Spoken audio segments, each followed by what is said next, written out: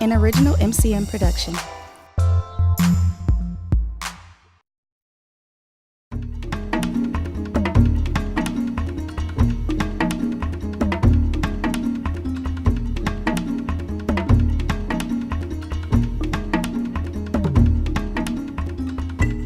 It's time to get ready for this very well respected and illustrious panel, and I thank every one of them for coming. We were debating who's going first, so we are going to, again, the topic is the impact of the state budget, which is still in process on Milwaukee, and hopefully maybe we can change some of the things before they get passed.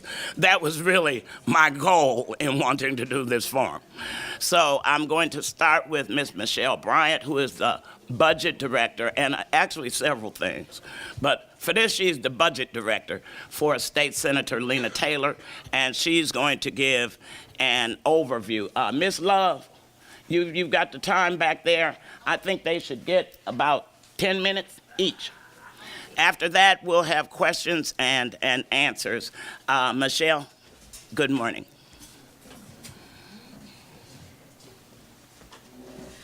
Thank you, and good morning to everyone. First of all, good morning. First of all, just let me say, Senator Taylor is actually in Kentucky this morning giving a speech, or otherwise she would have been here herself, which I would have preferred. One of the things that I wanted to do, I know a lot of people in here, I know the faces, you have been around for a while, you know and you get the budget process. But as Dr. Malone introduced a number of young people that's in the room, a number of students that's in the room, not everyone fully understands how this thing gets started. So I did want to take the first portion of my remarks to actually talk about simply the process. So this is unsexy. Can I say that in church? But this is one of the things that's just the mechanics of the way Wisconsin's budget process works. So what I will quickly say is that Senator Taylor, who is on the budget, what they call the Joint Finance Committee, which is the budget committee, has served on the committee for a number of times. She actually has co-chaired the committee as well. But in Wisconsin, we do our budget on what's called a biennial, so every 2 years. Agencies are told by the governor and the administration to prepare their budgets and submit it to him and his department in an even-numbered year. So Scott Walker, even though people look at how long he's been in office, this is actually his third budget that he has done. So the budget gets submitted in an even number year, and the agencies, and this can be the Department of Children and Families, Department of Health Services, Corrections, in Transportation, they submit their budget. This is not a wish list. Because most of these positions have been appointed by the governor, they pretty much know what the expectation is. We need that budget to come in 10% under what it was last year. You know, we're not going to be doing X, Y, and Z. So oftentimes when budgets are submitted, they're submitted with the understanding that they know kind of the direction that the governor wants to go in. Some people will act as rogues and still make requests that they think that they need for their department, but usually they're in lockstep with what the governor is trying to get done. Once those budgets are handed in, which is usually late October, November, then in February, the governor will then present his formal budget, usually end of January, 1st of February. He will present the formal budget. And from that point, it is then handed off to the Joint Finance Committee. This year, the Joint Finance Committee is comprised of 16 members. 12 of whom are Republicans and 4 of whom are Democrats. They are comprised from both houses of the legislature, from the Assembly, and from the Senate. Senator Taylor is one of the members of Joint Finance, Senator John Erpenbach, Representative Chris Taylor, and she is from Dane County, and Representative Gordon Hintz. I wish I could cite all the Republican names. I get so mad half of the time I don't remember them. But I can provide those names if you need them. So what this committee then will do is they will have the first crack at the actual budget. They will begin to go through, make decisions, actually take executive sessions and vote on what to keep and what to remove. In order to do that, every agency, well, most agencies, not every, but most agencies will come before the Joint Finance Committee and make the case for why the things they submitted in their budget should stay. After the Joint Finance Committee listens to all these agencies, they then go around the state and listen to the public. They want to hear what the public has to say. This year, the Joint Finance Committee only chose to hold 4 public hearings for the entire state. That really is a ridiculously low number. We went to Rice Lake, we went to Reedsburg, we were here in Milwaukee over at Alverno College, and we were in one other place I can't think of at this moment. Where? Brilliant, thank you. I had never been to any of these places before. And so that process has been completed. Some legislators on both the Democratic and the Republican side decided to hold their own listening sessions to give members from their district an opportunity to weigh in, to hear more about the budget, because 4 simply was not enough. For the most part, many of those sessions are completed, although I know that Representative Mandela Barnes, you're having a session today. Is that a budget listening session? So there's one with the Congress on Monday. Okay. That's going to talk about what's going on in D.C. as well as here's on Monday. I'm having one with Representative Kessler at the Middle Road Library from 5 to 7. Okay, so that's what I wanted to say, is that some budget listening sessions are still going on, and hopefully we'll get as many in as possible before this whole thing is done. So after we get done with the budget listening sessions, which we are completed with in terms of joint finance, we're now beginning to make what they call executive sessions and decisions about what the Joint Finance Committee is recommending stay in that budget. So far, we've had 3 such executive sessions, and when I say that I have been floored by some of the things that have made it through, that we will pass on to the full legislature to debate and to discuss, it is amazing. You will hear some of those things today from the folks on the panel. Once Joint Finance is done with everything that they have to do on the budget, they will then hand it off to the legislature. It may go to the Senate, or it could go to the Assembly first.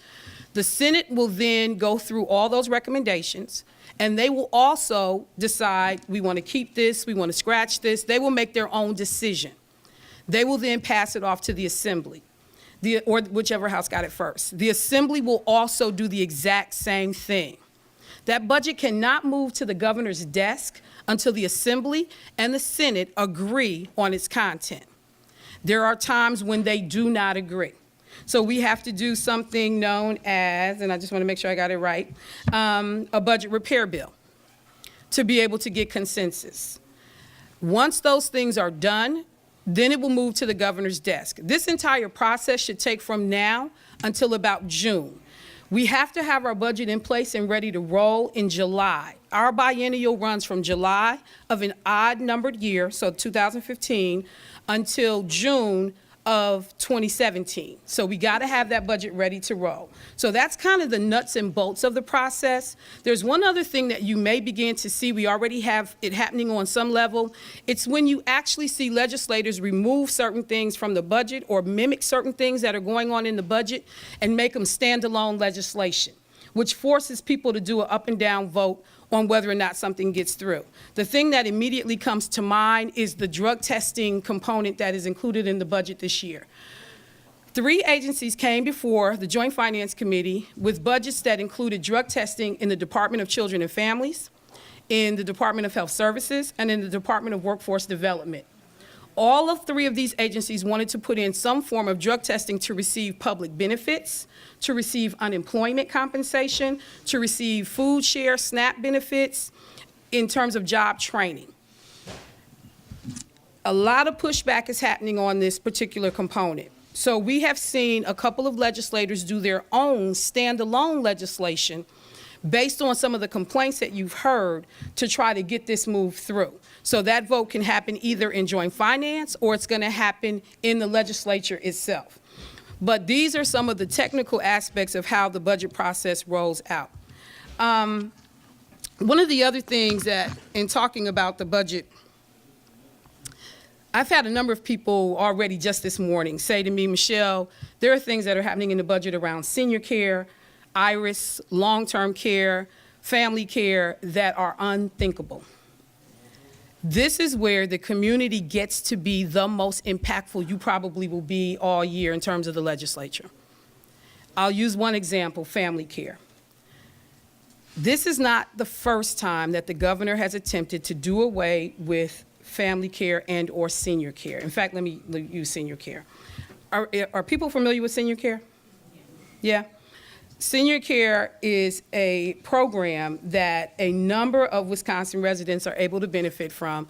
They are able to have at a fixed cost their prescriptions, services, where they normally were only paying $15 or $30. The governor would like to switch them to something called Medicare Part D, which would significantly increase what seniors pay for basic services, for prescriptions, and it is amazing. We're talking about tripling, if not quadrupling, the amount of money that seniors could pay, going from $15 or $30 on a fixed fee for prescriptions, in some cases $300 to $400. Senior care was in the budget in the 2013-2015 budget, and because of everyday citizens, more than 15,000 people signed petitions that were delivered to the governor's office. Republicans were forced to backpedal and take it out of the budget. That was 2013. That same process was duplicated again this year because people could not believe that Governor Walker would try this again. 13,000 or a little over 13,000 petitions had been turned in, and from what we understand, those petitions are still coming in. And again, we are seeing Republicans who have to go back and answer to members of their district. People are backpedaling to look to take that out of the budget again. This is where your voice becomes the most critical. Most people know Senator Taylor is, some people have described her as a pit bull. I didn't say that. But when it comes to fighting for the community and trying to get what we need in terms of dollars, resources, and funds, but she is only one of 4 Democrats sitting on the Joint Finance Committee and only one of 16 voices. The community's voice is what backs up Senator Taylor. The community's voice is what moves changes and gets certain things repealed and removed from the budget process. So I just wanted to take a moment to mention that. The last thing that I'll do before my time runs out is I will just touch a couple of quick things that stood out for me right away in terms of the budget and potential impact to Milwaukee. Glasses. One of the first things that came up for me that was interesting was the fact that a lot of people depend on, as we have public access here today in terms of MATA, but that 100% of the state funding for Wisconsin Public Television and WPR, Wisconsin Public Radio, would be deleted from this budget. It represents roughly about 10% of their overall budget, but can you imagine that the state of Wisconsin will not give a single penny to public radio and public television? The Bucks deal is in the budget. There is a move underfoot to remove it from the budget. Many people believe if they remove the Bucks deal from the budget, that deal may not get done because it would be a straight up and down vote. It is safer to stay inside the budget. There are many people that are outside of the Milwaukee area that could care less if Milwaukee has the basketball team. They don't see it as a benefit for their district, and so there is a real push, and I'm not sure if any of the folks on the panel will talk about it. If not, I'll revisit it, but the Bucks deal is one of the things that will impact Milwaukee. Another thing that stood out for me, and I'm picking out some of the small things that don't get the big sexy headlines that you have heard from other areas, but another thing that stands out is there's something called the Public Service Commission, who has the ability to stop utilities from raising rates through the roof on customers. On your bill, you pay a fee that goes directly into a grant fund that allows that allows advocates to go before the Public Service Commission and advocate for you to keep your bill from going through the roof. The Joint Finance Committee voted to eliminate the entire grant. So groups that had been using those dollars to advocate on behalf of citizens, that has been taken away. The thing that's so crazy is it was your money in the first place. So they decided that you couldn't spend your money to defend yourself against utilities. Another thing that I've already mentioned is the drug testing piece. The thing about that blows me away, and some folks may talk about it, I'm not sure, but I will just briefly say this.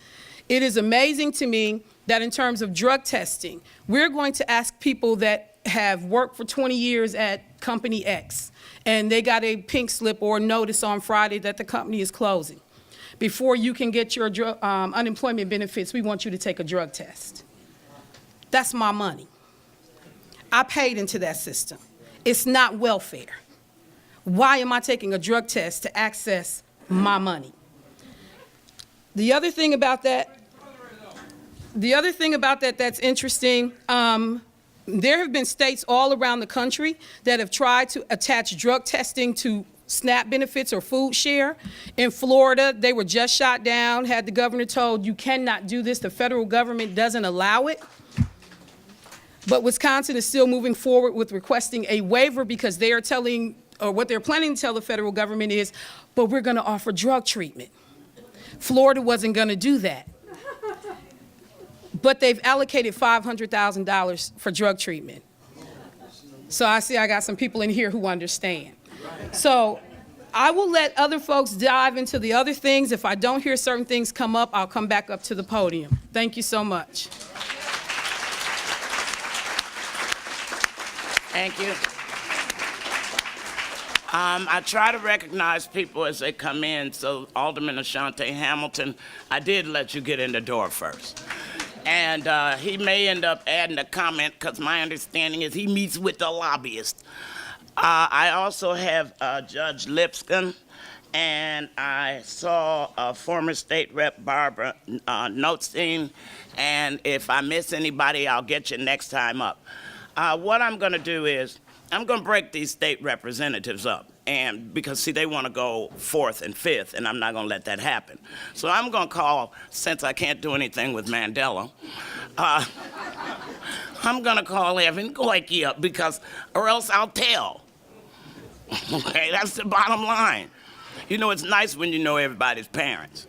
I have to let these two discuss this. Evan? Evan has combed over the budget with a fine-tooth comb, being an attorney. So, Evan. Good morning. Thank you, Dr. Pam. I have a handout that I'm going to leave with all of you, but it's been my experience that if I gave this to you now, you would read it and then stop listening to me. And I don't want to stare at a bunch of folks staring down at the table in front of them. So you'll get it in a minute. My assigned topics this morning, and I may veer from them slightly, are proposed changes to the Department of Corrections and our criminal justice system. Let me say, if you take nothing else away from my comments, that the governor's proposed budget does not, in any earnest way, seek to realize the vision that many of the people in this room have fought for, that being the 11 by 15, or the reduction of our mass incarceration, or the reduction of Wisconsin's scarlet letter as leading the nation in racial disparity in our criminal justice system. There are those significant changes that I hope that you all are interested in and will help advocate for. So within the Department of Corrections, the entire department receives about a 5% reduction in its overall budget. That marks the first Walker budget that actually reduces the Department of Corrections. 5% of their budget is roughly $140 million, so that gives you some sense of their overall budget is about, this year is about $1.3 billion. Over the course of this next 2 years, it'll be reduced to about $1.1 billion. That's not really a huge change in dollars spent, though. The largest relocation of funds is the change in what are called youth aids. Those are programs that juveniles that are facing a delinquency or juvenile crime, the wraparound services, the programs they receive at juvenile court, those are moving from the Department of Corrections to the Department of Children and Families. And I think that's actually probably a decent step, or a step in a good direction. The Department of Children and Families has a mission that is, in my opinion, more aligned with rehabilitation than the Department of Corrections. So social workers working with juveniles instead of our probation and parole officers. So I actually like that. I think that's the precursor to the removal of the entire section of the Department of Corrections that deals with juveniles. So that's about $130 million that's moving departments. It's not changing the amount of money, it's just changing who is administering those programs. So this overall budget starts with a baseline thinking that our prison population in Wisconsin will remain stable at roughly 22,000 adults.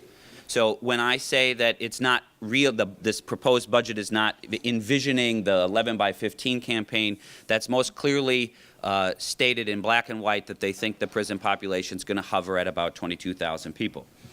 Obviously, a number of us are going to seek to lower that number through different measures, and I'm hopeful that those changes will be made. A couple of other highlights. The Department of Corrections, if you're on paper, you have to pay supervision fees. Those fees are set in state statute. This budget allows the Department of Corrections to set a, quote, reasonable amount for fees. Unclear what they think is reasonable. Might be different from what I think is reasonable. There are also certain exemptions. So if you are unemployed, you may be exempt from having to pay these fees. Those exemptions are now made temporary, so once you start working, they can start collecting. There is a $1.6 million item in the budget that establishes a pilot program for opiate-based addicts in the justice system. Using a very expensive cutting-edge drug called Vivitrol. And Vivitrol goes to your brain and blocks the little receptors that get you high when you inject an opiate or if you take an opiate-based drug. I think that's, again, a step in the right direction, that we are not going to incarcerate people that are addicted to drugs. Our fight will be to expand that from opiate-based drug users, which you could, which are largely white, suburban young men, and see that it is a universal acknowledgement of the need for treatment over incarceration, and that it includes not just heroin or opiate-based drugs. There's a $1.1 million increase for the use of GPS monitoring or electronic monitoring.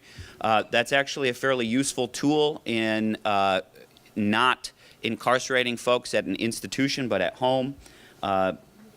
I touched on the transfer of youth aids. That's something that as a community we need to watch very carefully to ensure that there aren't little nips and cuts as that money gets transferred to the Department of Children and Families.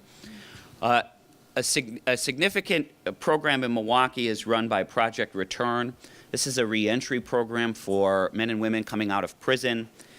Currently in state statute, Project Return is earmarked $50,000. That is, and there's a group called Urban Ministry in Madison that gets a similar grant that's automatic. Those direct earmarks are deleted, and there is now a competitive process for obtaining reentry service dollars. Now, obviously, Project Return could win that grant through the competitive process, but obviously it forces that organization into a less certain process. Now, the Department of Justice, the Attorney General's office, gets about a $3.5 million increase. They move around a lot of different lawyers. They win a lot of power in Madison. That's all just really minutia details. I want to touch on some bigger pieces that would affect us. First, treatment, alternative, and diversions, the TAD grants. These are dollars that come from Madison to counties that divert folks out of the criminal justice system, either through a drug treatment or veterans treatment court, or through what's called a deferred prosecution agreement or a diversion. So it's a way to not even have a criminal case prosecuted or to have the case dismissed if an individual successfully completes treatment. Those funds are level. So there's no increase or decrease in TAD funding. So part of me is happy they didn't touch TAD funding. Part of me is upset that they didn't pump extra dollars into programs that we know work. There are a number of grants that Milwaukee receives through what are called state justice assistance grants.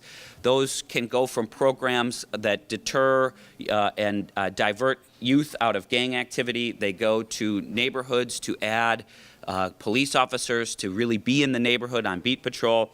There's a roughly $2 million reduction in state justice assistant grants, so that's a negative thing. And again, the budget, instead of earmarking these projects that largely come to Milwaukee, it's going to be on a statewide competitive application process. So again, we could continue to win those dollars, but it's less certain whether we will do that or not because now it's statewide and now it's competitive. An important point that I want to make, the district attorneys of Wisconsin asked for some help. There's some federal grants that are possibly ending this year, and they fund a lot of the non-traditional prosecutorial units, especially in Milwaukee County. So community prosecutors are the prosecutors that work in our TAD programs, and the governor has decided not to fund prosecutors and give them additional positions. And so if the federal funding disappears, those positions may disappear as well. And in my opinion, those are the DAs that are really on the cutting edge, that are invested in our community, doing the work that we've fought very hard over a decade, and that District Attorney Chisholm has fought hard to make sure are a component of his office. So it's incredibly troubling. It also, the governor's budget fails to incentivize district attorneys in their career. They had what was called pay progression. Very hard to keep district attorneys. They have a very high turnover rate here in Milwaukee. And from my experience as a defense lawyer in the criminal justice system, experienced DAs are really valuable to us. They know the system, they know the community. New DAs, it's a very steep learning curve, and if we can't incentivize DAs to make a career, they leave after 5 years. And they take their experience in trial court into the private sector, and then we have to hire another newbie and educate them, and it results in worse outcomes for the justice system, worse outcomes for this community. The State Public Defender's Office is shifting a number of dollars to create a new office dealing with conflicts of interest cases. The State Public Defender's Office represents people that can't afford their own lawyer. The actual state employees in Milwaukee County handle over 50% of all the criminal cases, but sometimes if Dr. Pam and I are both lawyers in that office and we represent co-defendants or brothers, or sometimes we'd be at odds with one another, that would be a conflict of interest. The public defenders is going to set up a new office to handle those conflict cases. So a lot of changes in the justice system, but as an overall, if you take away nothing else, just know we've got a lot of work to do to realize that 11 by 15 goal and to reduce our prison population. I would review this governor's proposal as a kick of the can down the road in terms of corrections and criminal justice. Nothing super exciting or innovative that I would really hang my hat on. So I'll leave this at the front. I'd encourage you to take it. My contact information's at the bottom. All of these items are incredibly nuanced and detailed, and please email me or call me or write to me if you have questions in more detail. So, and again, I'm going to hang around, and if you have kind of detailed questions afterwards, I look forward to them. Thank you.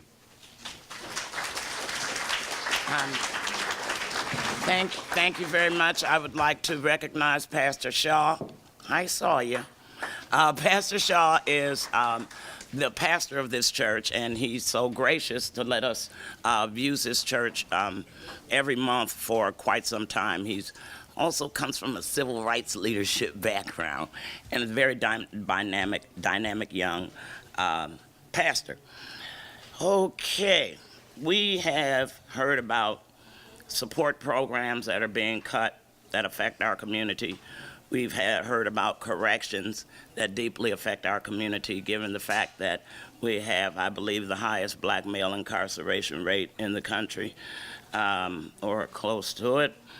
We've talked about senior care, because many of our seniors are living off of limited incomes.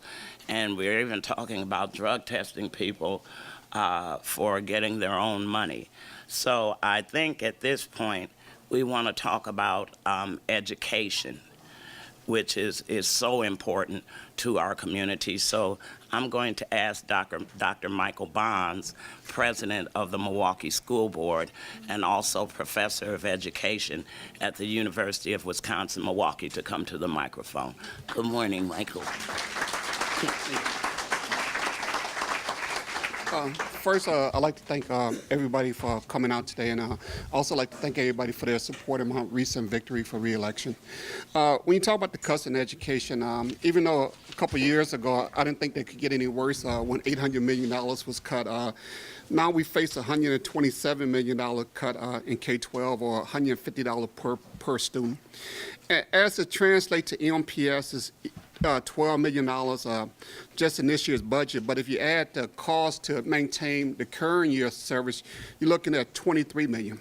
So you're looking at close to a $23 million impact, but that doesn't even include the impact of a whole bunch of programs I'm going to talk about.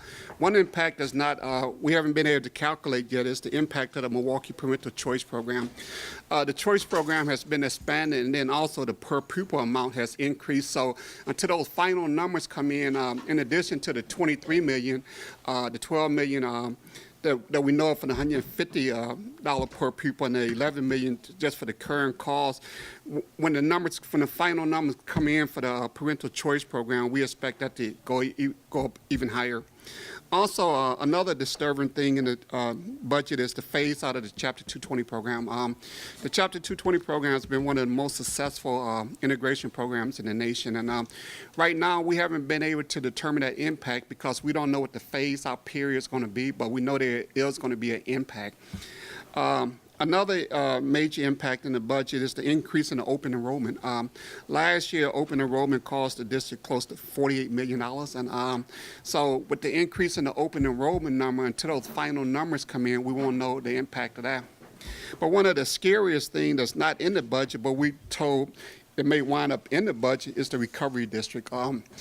There's some discussion about and a recovery district, and basically what you do in a recovery district, you go in and you pull out X number of schools from the current public school system and give it to a private provider. If one of our high schools is taken out, that's $10 million, or the equivalent of 100 teachers a position. If 5 schools are taken out, it's $45.7 million, or the equivalent of 450 teachers.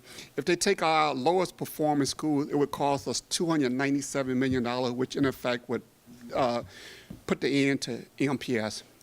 Then when you look at the charter schools, there's a constant push for charter schools, but what people don't talk about is charter school is less money coming to the city as a whole. Charter schools, you get about $7,750 per pupil, whereas the public school, you get close to $10,000. So there's a delta over $2,200 per student that the city of Milwaukee is not getting as a result of going charter. Another big push, and I always thought that was one of the most ridiculous things, is a constant push to take our facilities away and to give them to private entities. And we have stood firm that we're not going to give private entities our public facilities. So with a lot of this stuff going on and not being finalized, we don't know the exact total amount of impact, but when you look at the $12 million that we do know, if the $150 per pupil amount isn't thing, the increase in the Milwaukee Parental Choice Program, the phase out of the 220, the open enrollment, if they do the recovery district, if they just take one school, one high school, that's $10 million, or 100 teachers. And one of the things I've been arguing as Dr. Driver, the superintendent, we go up to Madison and talk to the leadership in both parties. I don't understand the logic of how you helping the district by taking resources from the district. And it seems like every year we have this battle. Every 2 years we had this battle. And a couple years ago, when $800 million was taken out, and the district lost $160 million, I said it couldn't get any worse, but I guess I was wrong, because it seemed like every budget, things are getting more and more crazy. It seemed like more and more crazy ideas are coming out. And just the thought that we got to constantly defend ourselves for not providing our facilities to our competitors, I just find that really disturbing. But at the end of the day, we have a major challenges where 20% of our budget on paper, MPS has no control over.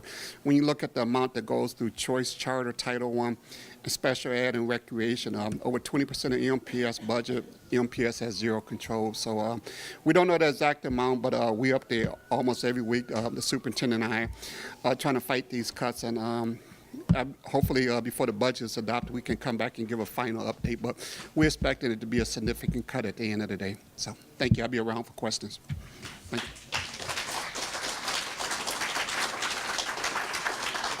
So now we're having cuts to education, which we desperately need, as that is the most direct road to the middle class.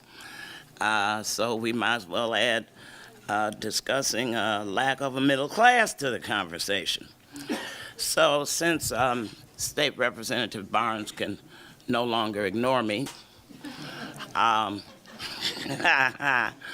am going to call State Representative Barnes to the microphone. And he will talk about, as Representative Goyke talked about incarceration, Representative Barnes will talk about a different aspect of the budget. And you can outrun me, you know, but I got on flats today, so. Good morning. Good morning. Thank you for having me. Thank you for having us this morning. Thank you for putting this together because, again, the state budget is, the most vitally important document that we pass during the entire legislative session. And not enough people know about it. And that's how they're able to get so many just crazy things tucked away into that budget. So Representative Goyke talked about the criminal justice aspect. President Barnes talked about the education aspect. I just want to give more of a brief overview on everything. And Jim Carpenter, I may have to lean on you for your economics expertise from time to time. Our budget reflects our economic priorities. And when you look at it in the economy, state's economy anywhere, local economy, state economy, national economy, the goal is growth. Because if you're not growing, you're dying. So the goal is to continuously grow your economy. When you look at the priorities of this budget, the budget before, and the budget before that, they've been very slow growth priority budgets, right? When you look at the way the tax cuts flow straight to the top, that's no way to grow the economy, right? If you don't get money in the hands of people who spend all of their money, who have to spend all their money, your economy won't grow. And you see that with, one, the refusal to raise the minimum wage, and two, ending the earned income tax credit. Am I on point right now, Jim? All right, thanks. So the repeal of the earned income tax credit, that was one of the most important things that wasn't talked about enough when dealing with an economy. Because, again, the people who are eligible for the earned income tax credit are people who have to spend every dime. And they're not going to Florida or California to spend that money. They're spending that money right here in Milwaukee, right here in Wisconsin. Yet, when we change our structure and, remove the tax cuts from people who really could use it and give it to people who don't need it, that money is tucked away. That money goes somewhere else. We are not likely to ever see that money again because those are the job creators, right? But the job creators can't create jobs in an area where people don't have any money to spend.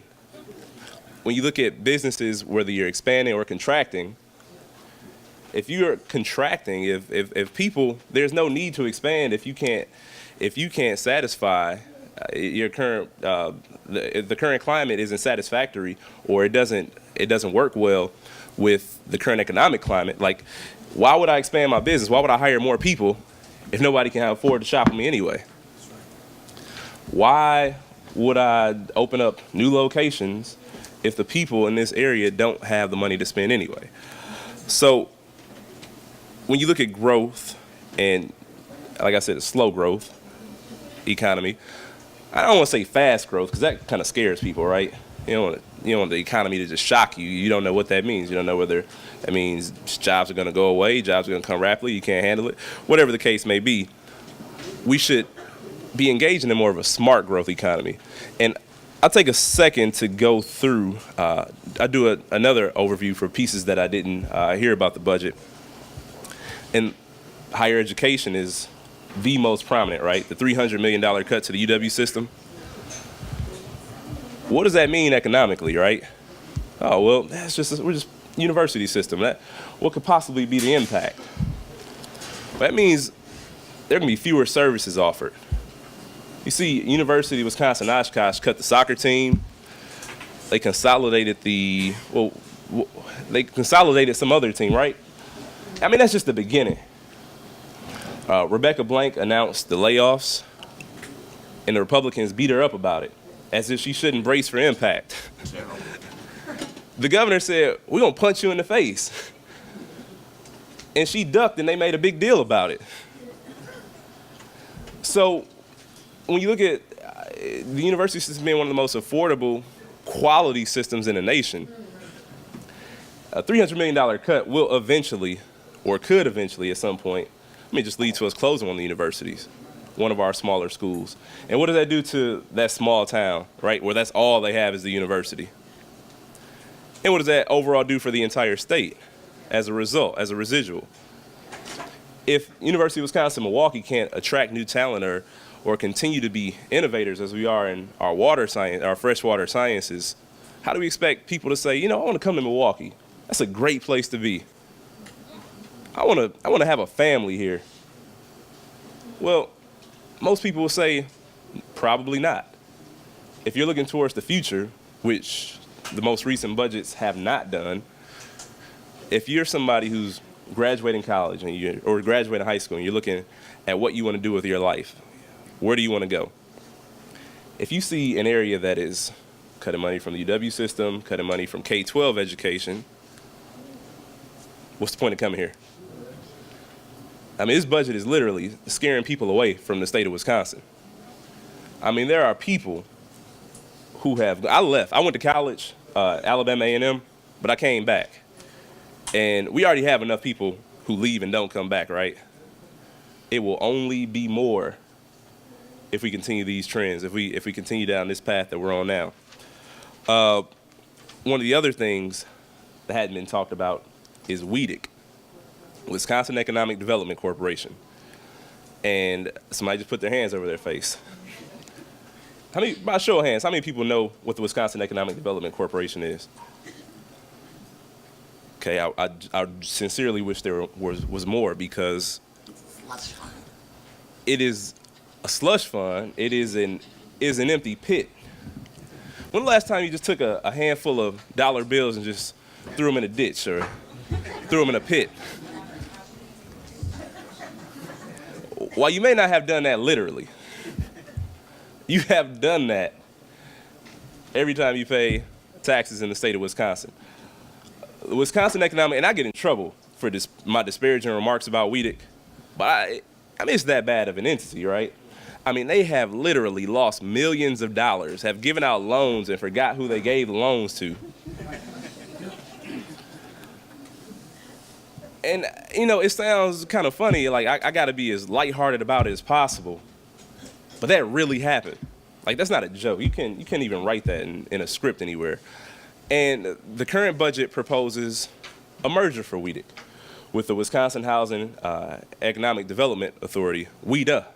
And WEDA is a more reliable organization.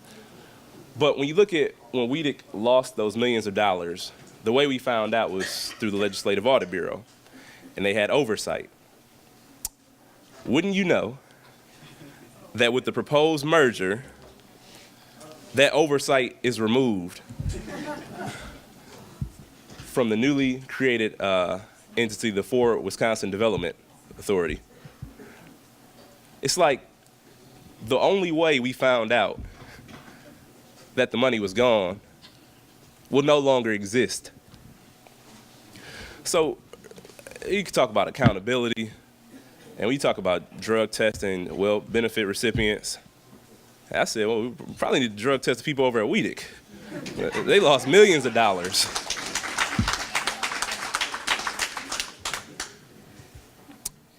In the environment, freezing of the Knowles Nelson stewardship, prevent the land conservation efforts, eliminates public funding for the state park system, eliminated 66 science and education positions at the DNR, the ability to sell naming rights for public parks to corporations. which isn't right. We can have Menard State Park. That's a legitimate thing that could possibly happen. When you look at the WEDC money that was given out, you look at WEDC, one, shipping the jobs overseas, the money that Menards was able to use and then contribute to another dark money contribution fund for the Skywalker re-election campaign. It's so disgusting, man. It's sick. It's sickening. Healthcare. When you look at the healthcare, I mean, you look at every budget gap they say we need to close. Oh, we don't have this, we don't have that. Well, we didn't accept federal Medicaid expansion. I mean, that's the no-brainer way. I mean, that's purely political. I mean, everything has been purely political, but not accepting the federal Medicaid expansion is something that the governor, in my opinion, is using the state of Wisconsin as a political tool when he goes over, when he goes to Iowa, when he goes to South Carolina. It's something he can say.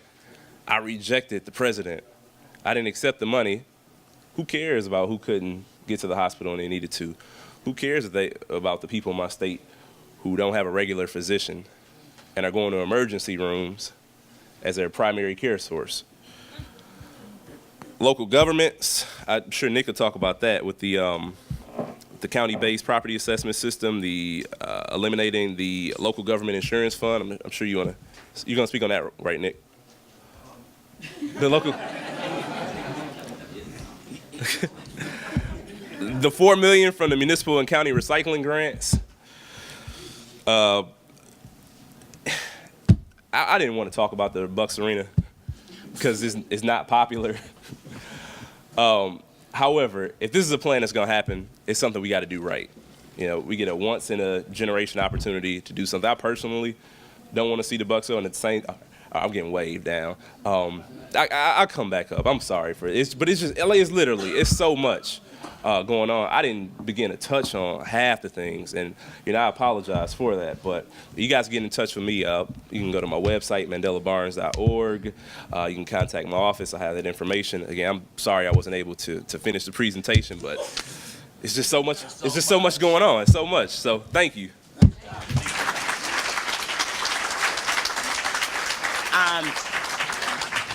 Michael, did you want to make a few more comments about the university system? Sure. See, actually the university system administrators, after they beat Dr. Blank up, it was brutal the way they did the woman in the paper. I mean, it was ugly. And so administrators from the various schools have been told that they can't come talk, but tenured professors can talk. So since he didn't use all the time, we're going to take a few more minutes. Michael. Thank you again. Just some of the impacts of the $300 million that we've seen at UWM. I'm sorry. Is this better? Yeah. Some of the impact of the $300 million that's occurring at UWM, you're already looking at people talking about leaving the university. Tenured people, some of the most senior professors are already talking about leaving the university, some of the top scholars. Well, it must be this. No, just talk a little louder. Okay. Can you hear me now? Okay, I apologize. Okay.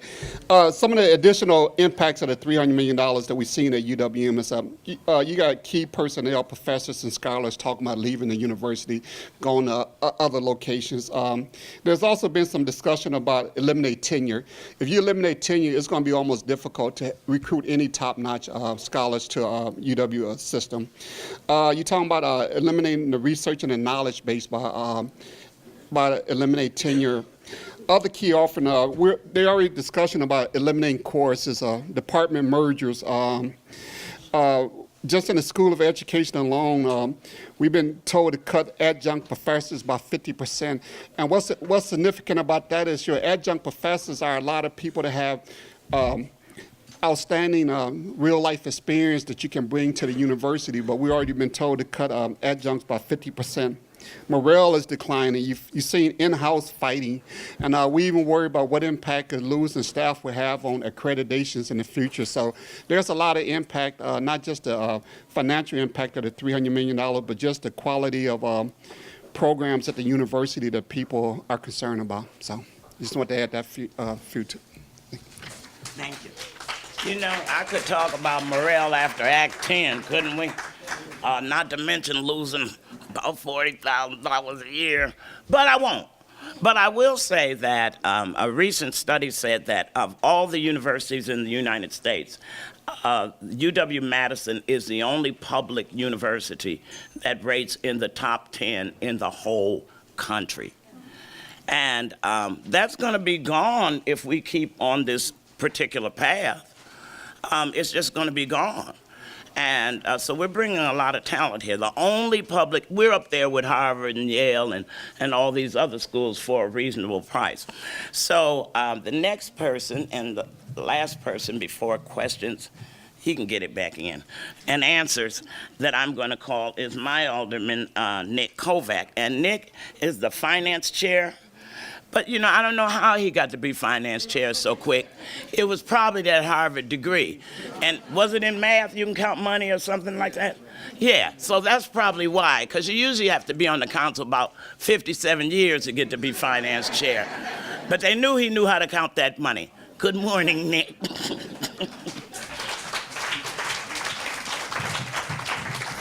Good morning, Dr. Malone. Thank you for having me. Good morning, everyone. Thank you for being here. So now the pressure's on, right? Now I better get all the numbers right. I did want to talk, Mandela mentioned a couple details which I can address, some of the details in the state budget. But frankly, I thought I would use my time, my prepared remarks here to talk a little bit about the city budget in general and how the city budget and the state budget work together, because I think that may be something that not everyone knows all the details of. I'm here with Alderman Ashanti Hamilton, and Dr. Malone said he meets with the lobbyists. I want to be more clear about what that means. He's the he's the chair of the Judiciary and Legislation Committee, so he actually deals more directly with all of our legislative requests, whether it be to the federal government or the state government or other governments. He's sort of our chief lobbyist. He's chair of the committee where we make our requests of the state. He also serves on the finance committee with me, so if I get any of the numbers wrong, he'll jump in and correct me, or Comptroller Mattson will do the same. I just wanted to give a general overview of what the city budget is. The state budget is about $68 million over 2 years, so cut that in half if you want to know what it is per year.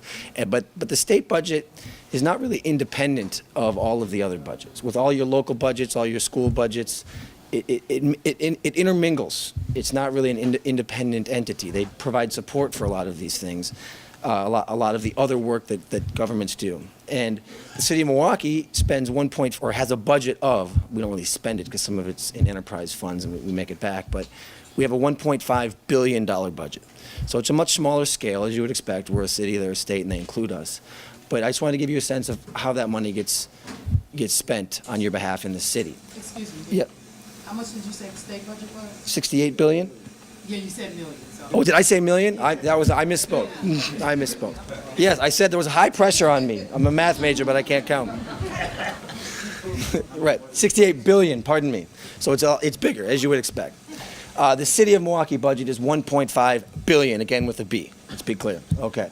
A lot of that money is the waterworks and the sewer maintenance fund. You all pay water and sewer fees. That's within the city budget. We also have capital budgets. We have some borrowing. Former Mayor Frank Zeidler wouldn't be happy about how much borrowing we do. It's about $250 million a year in borrowing. Some of that is also for MPS.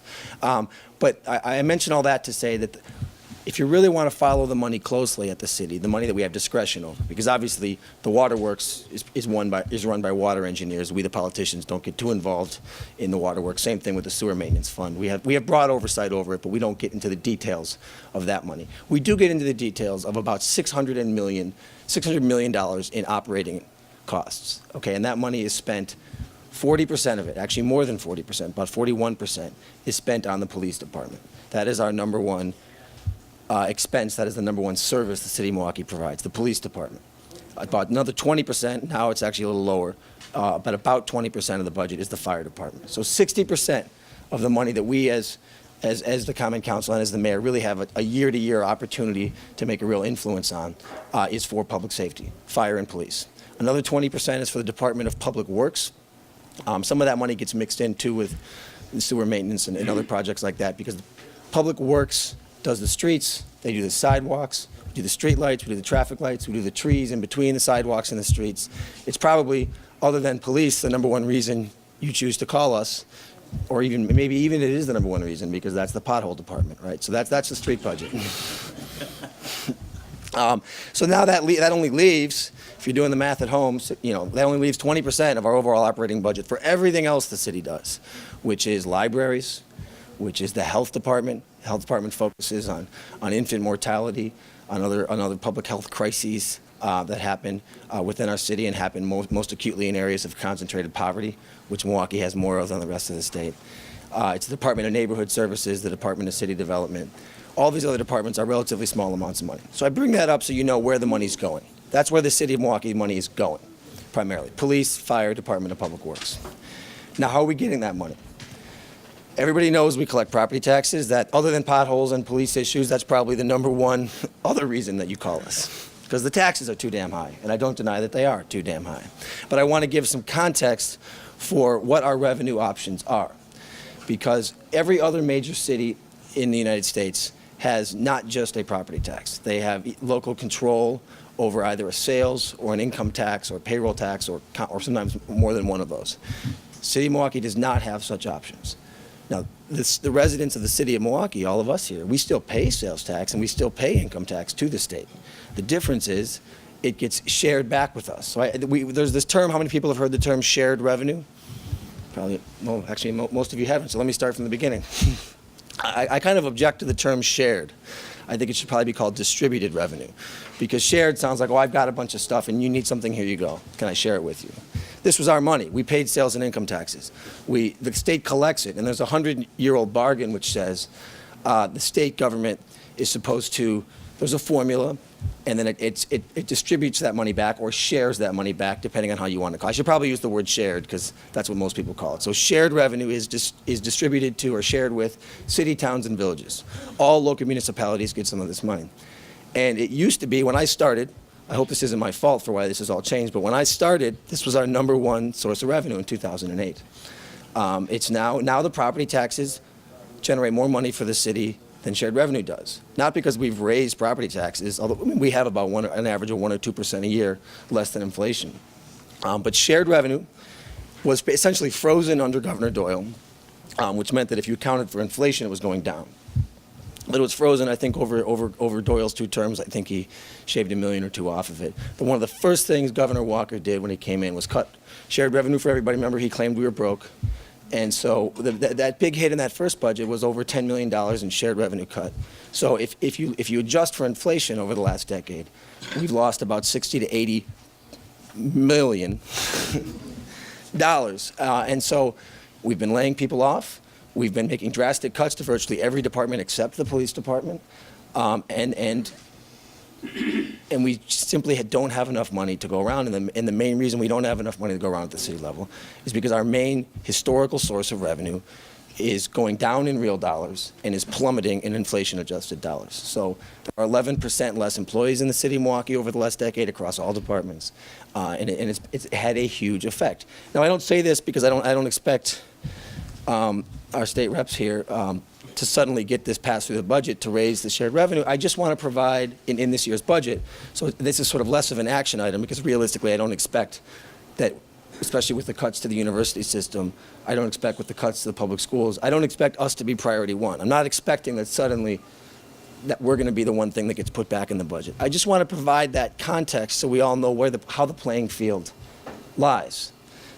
Because, one thing the city's been a little bit quiet on this budget, because 4 years ago there were massive cuts to us, and there was also all of what happened around Act 10. 2 years ago the residency bill was slipped into the budget. I mean, that's water under the bridge now. This year we've been relatively quiet, except maybe on some of the issues with the arena, which maybe I'll leave Q&A questions for. But even though we've been quiet, it doesn't mean that we got our $10 million in shared revenue back. So even though we're not being cut more or proposed to be cut more in this state budget, it doesn't mean that those cuts aren't already there and aren't affecting us in our annual budgets. So those cuts are there, they haven't been restored. And Dr. Bonds outlined some of the new cuts. And with the school budget, it's so complicated with as he said, with the charter and the voucher, or the Milwaukee Parental what do they call it, MPCP, Milwaukee Parental Choice Program. I just call it the voucher program.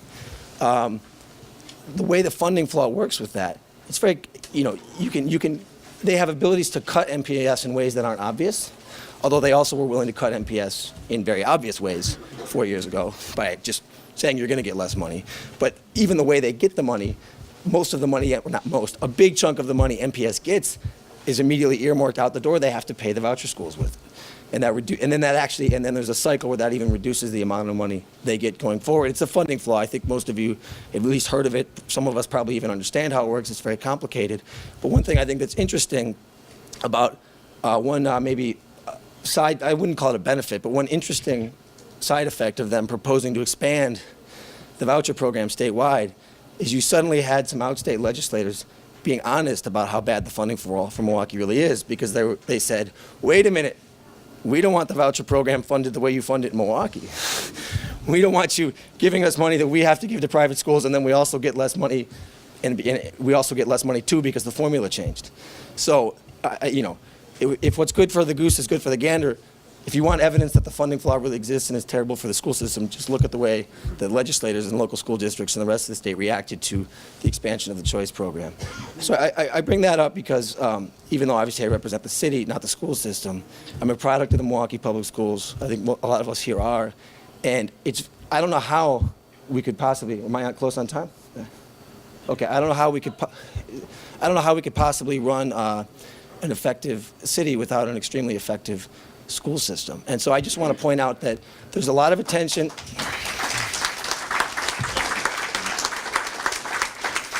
There's a lot of attention about the university cuts, as there should be, because they're devastating, and they're also going to cost us money in the short and the long term, because we're going to lose qualified employees. We're going to have the brain drain, as Representative Barnes discussed.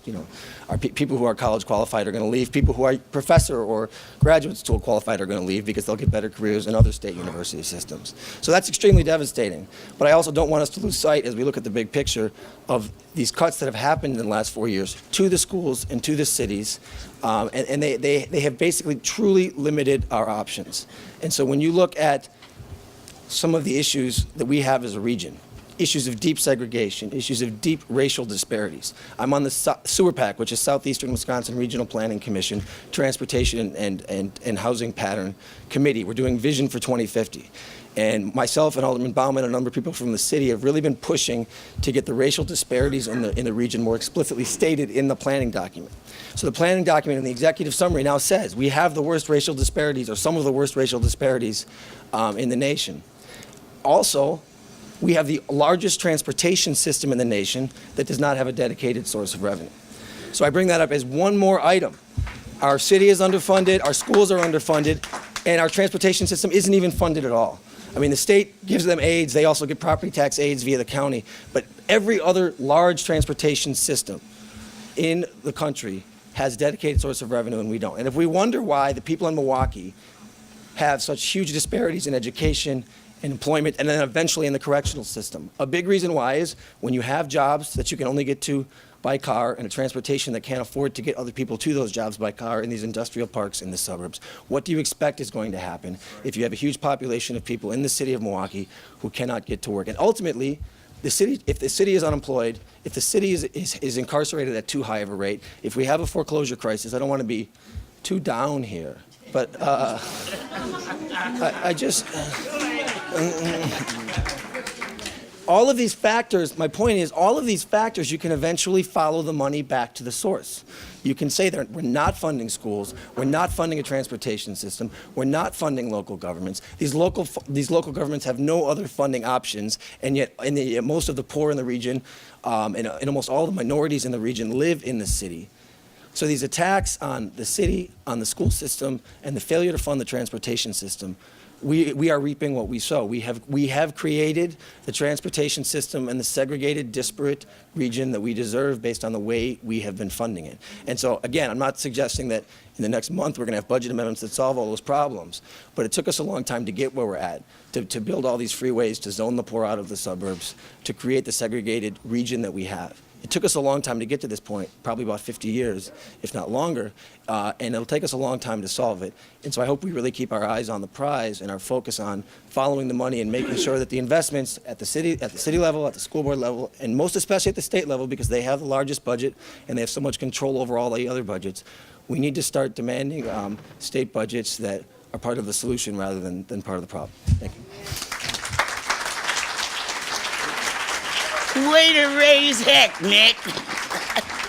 Yeah, it was sort of his cadence as you got angrier and angrier because we weren't getting any money. I have Alderman Ashante Hamilton up here. In case there are city questions that you don't want to answer, we'll put him on the hot seat. We're going to line up to my left, and I want you to come up to the mic. Here's the ground rules. You can make a brief statement, or you can ask a question.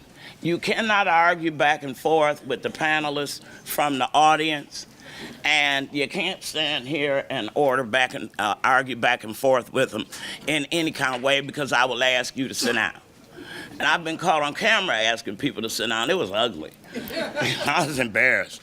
But those are the ground rules. We're not having dissertations.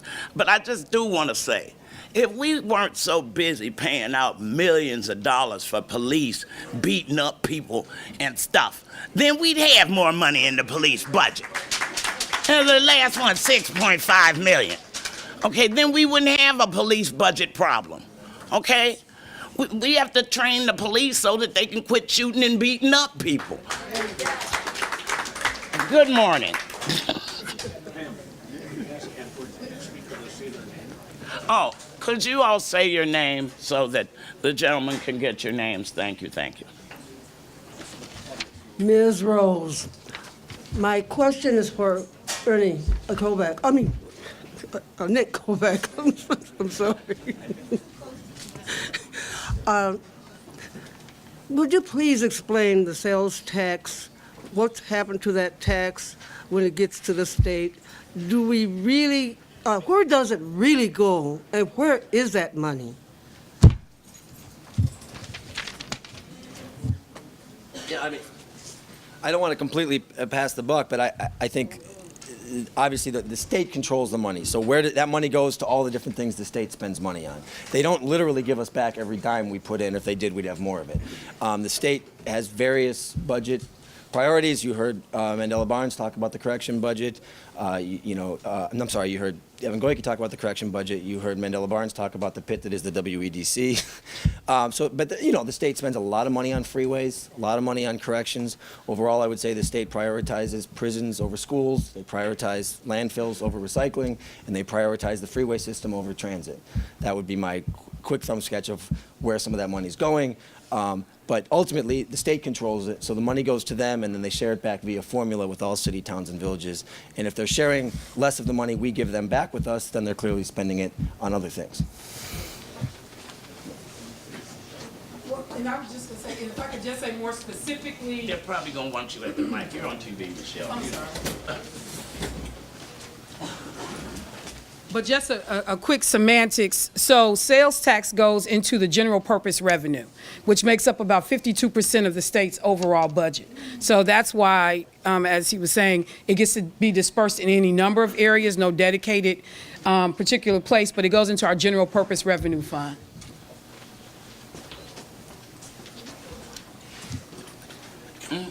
Hi, I'm Kathy Harmon. I'm sure most people know me by my first name only. A couple of things I have here. One, I'd like to know regarding the lottery. They sell all types of lottery tickets, and I'd like to get the updates, and I don't know if anyone's here from the state, to get the updates of how much revenue have we bought in. And I believe some of us know what some of the revenue goes. It's supposed to be for property tax relief to schools, so I don't know why the schools and properties are laxing if we're getting this lottery money. The other one, can we develop a lottery ticket for the city of Milwaukee so we can have money for some of the agencies they're saying that they're cutting programs for? Like family care is going over to the state, and they're going to lay those people off, and they're going to turn around and hire people from an insurance company for Scott Walker. Maybe he should be president, and he's running everything, so why do we got elected officials here in this town if Scott Walker can run the show? That being said, I'd like to know where the lottery money is actually going, and can we develop another lottery ticket for infrastructures of the problems that we're having? And then if we develop that lottery ticket, we don't have somebody with a PhD or an accountant decide where it should go. People who are at the community brainstorm meeting, we bring that to the board if we okay a lottery ticket, and then we all decide what programs should go to, and we'll look at it and make sure that's put in those programs, and not somebody sitting here saying, well, because I got this degree, I should run the lottery show. No, you let people who sit here, who live in those communities, decide where it should go, and maybe there's some that can go in the infrastructure of some of the property relief, the schools, or other things that we need to put the money into. You know, problems that we have here, transportation, and to get out to outlying areas for jobs and stuff. So maybe for education, but it stays in Milwaukee, and we decide on several different things the lottery should go to, not just one thing. The other problem I have is with We Energy. Okay. With We Energy, Okay, we need that's to the last problem. develop another program for We Energy because they get big bonuses and no one can pay their bills, okay? We need to look at that a little bit differently too. But the biggest thing is the lottery and where's the money going? And then the other one is that we're developing downtown, but are we developing the inner city? Where's the money from the city? What are you doing for the inner city? I'm not going to answer that, although I could. I just wanted to take a second to say, first of all, I should have said this when we first opened. Anyone that wants to see the actual budget papers, the actual documents, the summaries, you can actually go to the Legislative Fiscal Bureau's website. Every single paper that the legislators have before them are available online for public review. They do, excellent summaries to break a lot of stuff down, to tell you exactly where dollars go. In terms of the lottery is a part of the overall state budget that goes into what's called segregated fees. And it is roughly about 12% of the state's budget. The lottery, when something goes into a segregated fee fund, that means it can only be spent on certain things. Roughly about 60% of the money that comes in on the state lottery goes in prize payouts. So they usually only have, and I think another 10% or so is for administration of the program. And so maybe about 30% of those dollars end up going back into the segregated fee account, of which we see transportation funding, property taxes, conservation fund, and back into the lottery fund. So the lottery fund is for very specific things. But again, Legislative Fiscal Bureau website, if you want to see exactly penny for penny where every single dollar goes, it's available to you.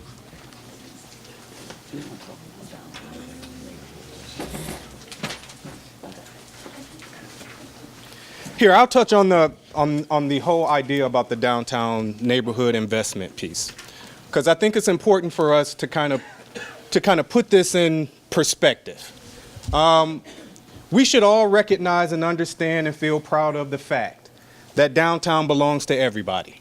This is a downtown neighborhood that should belong to the entire city. And there is no major city across this country that's attracting any development anywhere in this city without a strong downtown. And so an investment in the downtown and the opportunities that's created there, I think it's important for us to connect those developments to the rest of the people that's living in the city, whether it's through job creation, whether it's through an increase in tax base that's downtown, which is you're not going to get the level of tax development anywhere else in the city than you're going to be able to get downtown. There's a reason why downtown development is the priority that it is. There's no other area in the city that has the opportunity of being able to have a benefit across the city than downtown development. Now, that's on one side. On the other end, there's a lot of neighborhood development going on. So if you just take a look at the 30th Street corridor, if you take a look at the old A.O. Smith site, the Tower Automotive site, if you just drive by there today and compare it to what was there 5 short years ago, it was a huge wasteland. Now it's ripe for development, and you'll see development coming up out of the ground this summer. If you take a look at a lot of the resources that's being spent on housing, one of the reasons why we haven't had the impact of the housing crisis in the city of Milwaukee the way that it has in some of the other cities is because we've made a tremendous amount of investment in mitigating that through the foreclosure crisis and strong neighborhood investment plans. Not nearly as enough as what we should be doing or what we could be doing, but it is happening. And if we got a little bit more support, you would see it even at a much more rapid pace. But those things are happening. And if you take a look at some of our business strips, you'll see some investment happening there, and at least an attempt to try to get the private sector to invest in these commercial corridors. So it's happening, not nearly at the pace that I know most of us would want to see, but I really don't like to pit downtown development against neighborhood developments, because we all are the city of Milwaukee and we do benefit from that, both through jobs and through the tax increment that's created through that investment. Thank you. Thank you very much. Jim, come up here and tell them who you are. Thank you. First, I'm proud to teach with Pam Malone at MATC. My name is Jim Carpenter. I teach economics at MATC, and I want to say, Mandela, you had it right. When you increase income inequality, that means there's less spending. And when there's less spending, there's less jobs. Under Republican administrations, be it at the state level or the federal level, we've had increased income inequality, and therefore we have less spending, and therefore we have less jobs. So that's one point. The other thing that's rather basic is if you give money to the federal government and you don't take it back, that's just crazy economics. We did that with the high-speed rail. We did it with Medicaid money. And what you didn't talk about, but I think is really important, is the impact of not taking money for food stamps or food share. That would happen, of course, if that drug testing was approved. But what you didn't talk about, I'd like you to talk about, is this FSET requirements, these new requirements that you have to look for a job or have a job, work 20 hours and get food stamps.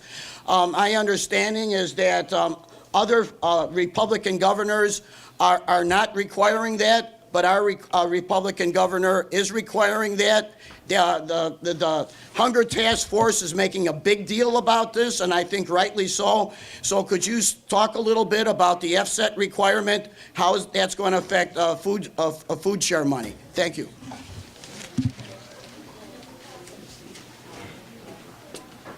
Thank you, Jim. So there is a change proposed in the budget. Well, there was a change on April 1st, if we back up. The federal government passed a farm bill which greatly reduced the amount of money that goes to food stamps. So off the bat, there was a massive cut by the federal government. Jim, I think you alluded to a program called Heat and Eat, which the federal farm bill tied heating assistance to food stamp benefits. And if in Wisconsin and a lot of northern states where we have higher heating assistant needs, if you had $1 of heating assistance, you got an increase in your food stamp benefits. All right? Understand that? $1, and we would use that to leverage a higher increase of food stamp dollars. The federal farm bill moved that $1 minimum to $20 minimum. And that was just a very subtle but clever way to cut hundreds of millions of dollars in food stamp benefits. Now, most northern states that participate in that program simply took some federal dollars and increased heating assistance. So if you had $1 in 2014, the governor just said, all right, here's $21. So you still qualified for the bump in food stamp money. That's called Heat and Eat. Walker decided not to do that. So to no cost to state taxpayers, just leveraging federal dollars, we decided not to preserve about $250 million in food stamp benefits. So the average, and my office has been contacted by dozens of folks that went on April 1st from $100 to $150 a month in food stamp benefits to about $20 a month. Wow. Part of it was this connection between heating assistance and food stamps. So that's, I guess, the history of where we're at, and a lot of the cuts that you hear about come from those two decisions, federal farm bill and the governor's decision not to increase heating assistance. Now, putting that aside, in this proposed budget, there are further changes to require childless adults. So very important that we understand it's childless adults. So if you have kids, and that childless adult caps, I think, at 55 or around 60 years old. So kids and elderly do not have this requirement, but it's work or work search, and I think it's 20 hours a week, which is totally immoral in my opinion if you now, under the new dollars you get, have to work 20 hours a week. You're essentially working for somewhere between $1 or $2 an hour in food stamp benefits. And so the purpose of this is to get people to quit the program, to say it's not worth my time and energy to go through this and drop out. And it is, I think, the intentional goal of national Republicans to reduce the number of people that receive benefits. And they do that through these tricky little manipulations of the programming. Now, set that aside, the third thing I want to touch on is the drug testing. And Ms. Bryant mentioned earlier the state of Florida. A case came out of the state of Florida. It is unconstitutional. It's a violation of your Fourth Amendment right to simply search for drugs, to search your urine for drugs through drug testing without some kind of reasonable suspicion. So just the fact that you get food stamps or you get welfare or you get unemployment alone is not enough reason to drug test. So what states have done to slip past the Fourth Amendment of the Constitution is to screen. They do what's called a screening tool. So Jim, you come to my office and sit down and I ask you 4 or 5 questions. Jim, do you have a drug problem? Jim, have you had a case involving drugs in criminal court? Jim, so we ask these questions and we require Jim to answer. If anyone has ever met somebody that's in the throes of a drug addiction, they tend to not be the most honest folks. So Jim is going to say no, and then we can't test his urine, and thus he's not going to even see the benefit that Republicans hope that he would see. But what happens is we ask these questions, and if Jim says, yes, I had a case, then they would drug test him. And the blueprint for this is the state of Tennessee. And the state of Tennessee came up with this screening tool. They initiated it, and it was wildly expensive and terribly ineffective. So they screened 900 people or so.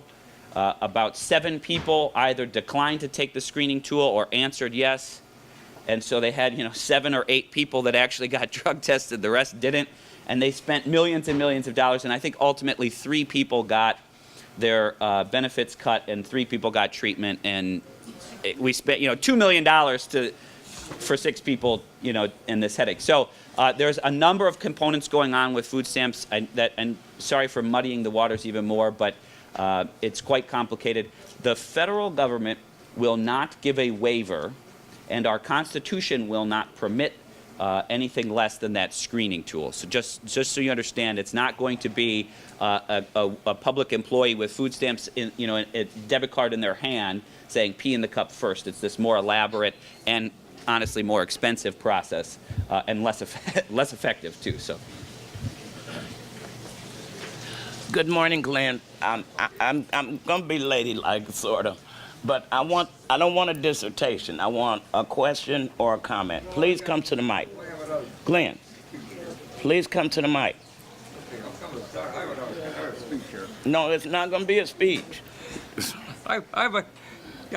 I'm against the Wisconsin State setting $200 million for a new arena. The Milwaukee Bucks owners should put their money where their mouths are. I can't stand the high-handed way the NBA dictates Milwaukee. I can't stand the ugly, garish monstrosity they designed. It looks like a lean-to cattle shed, and it blocks off Mayor's speech like short Fourth Street. There's no prohibition from rapid transit. I urge extending the Metro commuter service from Chicago to Milwaukee, Amtrak commuter service to Madison. This will ease traffic congestion on I-94. The streetcar line should be extended into a rapid transit system for the Milwaukee area.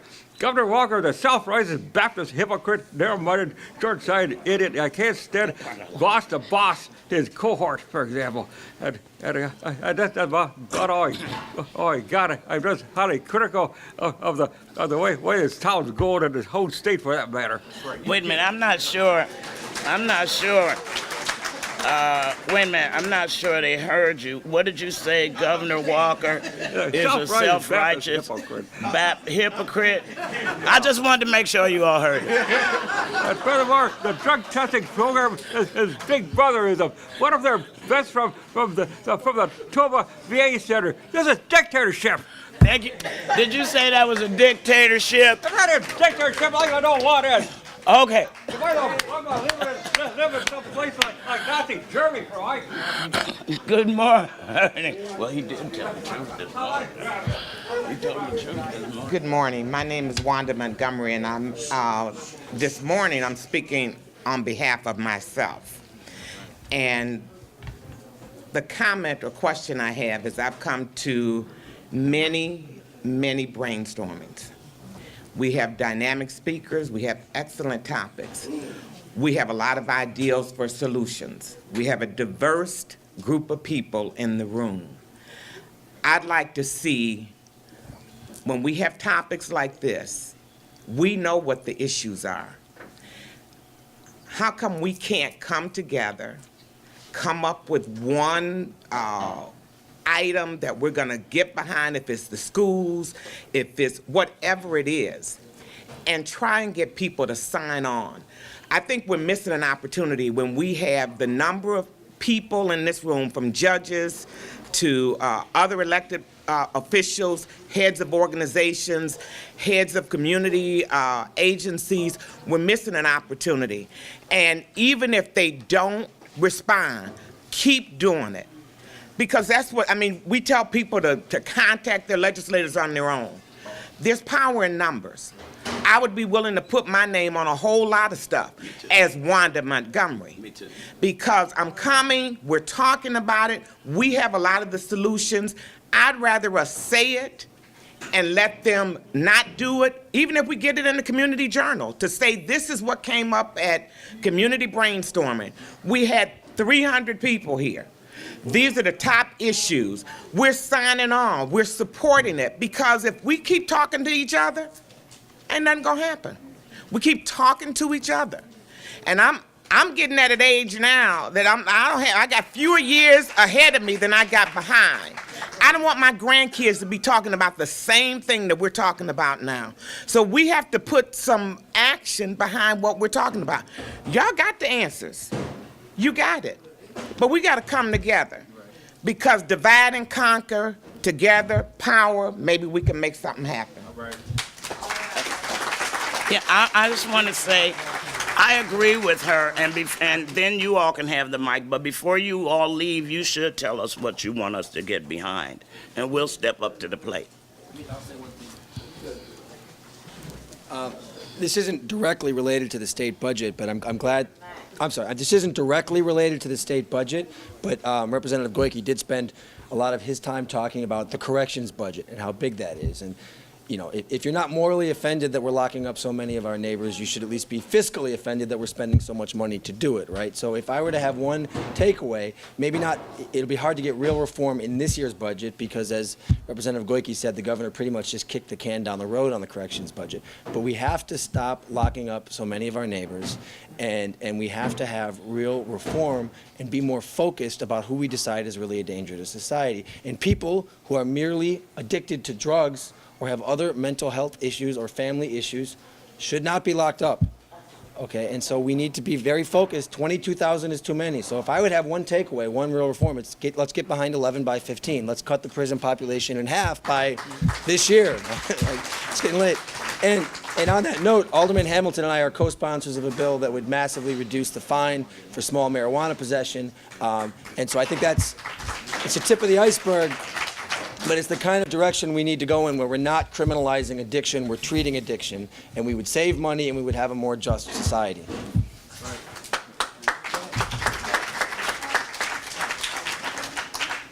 I appreciate the comment, and Wanda, you're right on. I mean, I want to just tell you briefly, there was no group or organization better represented in the 4 budget listening sessions that happened in all 4 corners of the state than the disability rights community, than the aging community, family care, the IRIS program, senior care.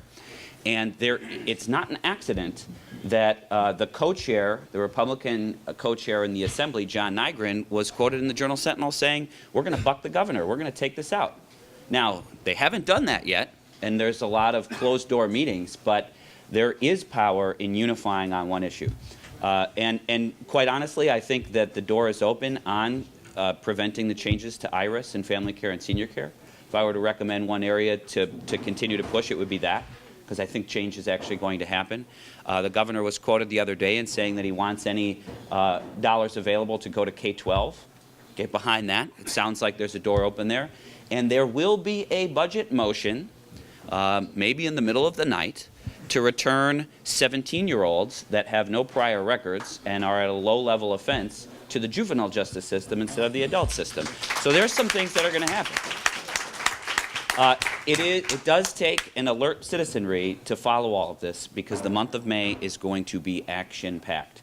The Joint Committee on Finance has already started voting, and this will be done in a month. And so I would say family care, the IRIS program, senior care, K-12, and 17-year-olds. And that seems like a pretty decent 5 wins we could get out of this otherwise horrendous budget. Thank you. Good morning. Mr. Matson, I want you to stay until it's over because I have something to ask you. Okay. Good morning, sir.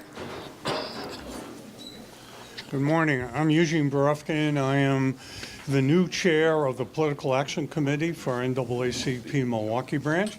And what Ms. Montgomery, was your name, just said, and what Evan just said, it is my job at NAACP to start visiting with all these legislators and to start doing what was Ms. Montgomery just talked about. And I need people to help me. I need 20 to 30 people to help me. My number one issue that's assigned to me is the gun violence issue and the number of guns out there. I have 4 proposals. One is statement, sir. It's got to be a brief statement. Well, I need people. I understand that, and ask for the people. Okay, so if anybody wants to volunteer to help me, I have a 1 page here of issues.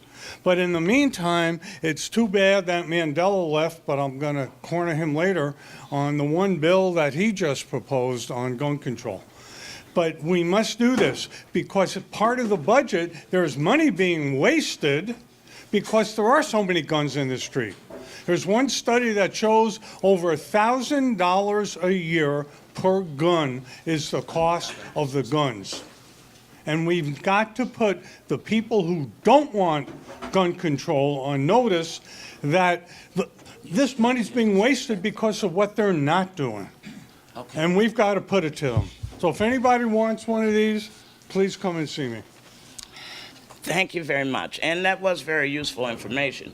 But the time to make an announcement is during announcements. It is not during Q&A. It really isn't. Hi. Good morning. Come on up. Hi, my name is Regina Harmon, and I work for the ADRC of Milwaukee County, and there's a proposal to privatize all the ADRCs, including what he was stating, family care, IRIS partnership. There's a, in the state budget, there's a proposal to redesign the whole long-term care system. There's a budget proposal to redesign the long-term care system. What he was, the gentleman was speaking to with family care, IRIS program, the eye care partnership program. These are vital programs that disabled and seniors critically need. They're also trying to cut back the 0 to 3 program, which helps handicapped and disadvantaged children. Funding for families of handicapped children, too, would be effective if they privatize the ADRCs and family care as well. So we're encouraging you to call your Congress people, because it's all tied into Congress as well. Because the Medicaid and Medicare Governing Board still has to give them the waivers to do what they're trying to do. So we want you to call Gwen Moore office, call whoever your congressperson is, and ask them to not push through the state waivers for to redesign the long-term care system here in Wisconsin, because it could affect the jobs of many caregivers, group homes, adult day centers. They're building a new St. Anne Center, and they're recruiting now for jobs for the new St. Anne Center. But with all these cutbacks to long-term care, they may not be able to to finish that project and even hire people to work there at the St. Anne Center and many other agencies that could be affected by the long-term care cuts. And it's going to cost more money in operating expenses for United Healthcare, Molina Healthcare, and WPS to be in the business of long-term care. More of our tax dollars is going to go for profits for those big insurance entities that's going to take over long-term care. Thank you. These are going to be the last two, the gentleman, and then there'll be Rose, and these will be the last two statements or comments before I ask you to stay pastor, because you know you have to pray at the end. So, good morning. Marty Mattson, comptroller for the city of Milwaukee. Mandela left, and really the question was for him, but maybe one of you could answer this. Related to the local government insurance program, can anyone describe what it does and how it benefits the state? My question has to do with the local government insurance program, and they did delay getting rid of it, but can anyone comment? Mandela left, but can anyone comment on that?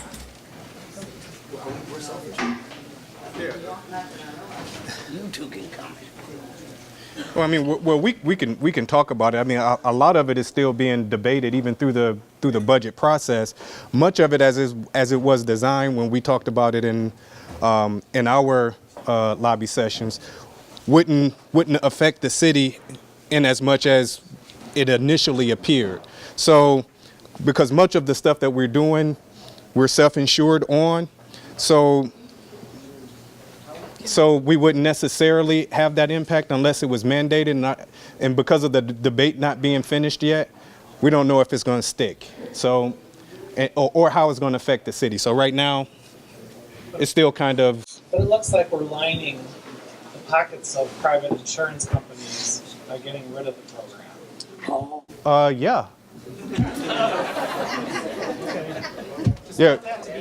Yeah. Yeah. That's. Oh, no, go ahead. I'm just saying that is the agenda. That's the entire agenda. That's their entire agenda. So I mean, that's not a surprise. One of the things I'll just briefly say is that the state, for more than 100 years, has had an insurance policy, or has had insurance, that if anything major happened to buildings, infrastructures, that they would have insurance that would cover that. About 7 years after they had the program, they brought in municipalities, cities, villages, townships to also be able to insure their property. So we had a huge fire in Milwaukee County a couple of years back, and it cost $19 million to restore the damage that was done as a result of that fire. The county was able to go through the state's insurance fund to be able to get that taken care of. But there was a problem because we also have a third-party insurer that provides insurance to the state that helps make us whole after paying out a claim. That is in dispute right now. There's a lawsuit going on, and so the state, that fund that we used to be able to help insure these municipalities, that fund is now depleted. And it was because in 2010, the fund had traditionally had 20, 30, I think upwards almost to $40 million in it. And we ended up giving stakeholder dividends back. So that was the first nail in the coffin, is that we gave 19 million back in dividends. Now, because of fires or incidents that have happened, we could no longer afford to, according to the governor, afford to be able to continue this insurance program. There is going to be a problem perhaps in Milwaukee because older buildings are the hardest to insure. And so people will be getting gouged trying to, and some cities have already, I think Sheboygan had already sent out insurance RFPs or bids to be able to get insurance, and no one responded to them because they're insuring a number of 100-plus-year-old buildings. So Milwaukee may not see the full impact, but some of it you may have some problems because it will be hard to insure them. But yeah, so a lot of it is because of the insurance fund is insolvent at this point. Rose, this will be the last question. Here. Oh. But I'm just going to say, with a lot of the insurance companies, the only opportunity you get to make a claim is the first time, and then you get dropped after you make that first claim. So that's why another issue for us is for us to be able to continue doing it the way that we have, because it's been more economical for the city. So, but some smaller municipalities, maybe that's a benefit for them, but not for us. Sorry. Our website is www.communitybrainstorming.org. Some people still receive paper flyers, but we've stopped that list a long time ago. So if you will go to the website and you will put in your email address, you will get an email announcement every month. Again, thank you all so much. I think we had a great audience too. I think we had a great audience.